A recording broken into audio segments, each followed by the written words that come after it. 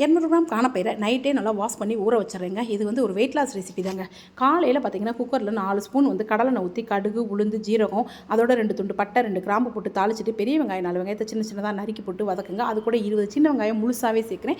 இதோட 3 பச்சை மிளகாய் இதெல்லாம் சேர்த்து வதக்கிக்கணும். இப்போ மிக்ஸி ஜாரில் 1 ஸ்பூன் வந்து ஜீரகம், கொஞ்சமாக கருவேப்பிலை, அதோட வந்து வெள்ளைப்பூடு, இஞ்சி இதெல்லாம் வந்து நீங்கள் இஞ்சி பூண்டு பேஸ்ட் இருந்தால் அதை கூட போட்டுக்கலாம். ஆனால் இந்த மாதிரி 1 2 அரைச்சி போடும்போது டேஸ்ட் நல்லாவே இருக்கும். அதை ஒன்றும் அதிகமாக அரைச்சி அதையும் சேர்த்துக்குங்க. 4 தக்காளி சேர்த்து வதக்குங்க. இதெல்லாம் நல்லா வதங்கி வரட்டும்.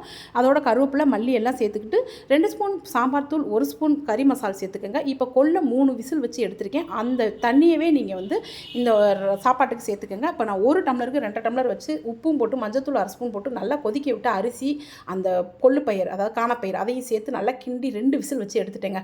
எடுத்த பின்னாடி பார்த்தீங்கன்னா இந்த மாதிரி உதிரி உதிரியாக ரெடி ஆயிடும். வேணும்னா நீங்கள் நெய் சேர்த்து எடுத்து வச்சுக்கிட்டிங்கன்னா செம்ம டேஸ்ட்டாக இருக்குங்க. தயிர் பச்சடி வச்சா அவ்வளோ அருமையாக இருக்கும்.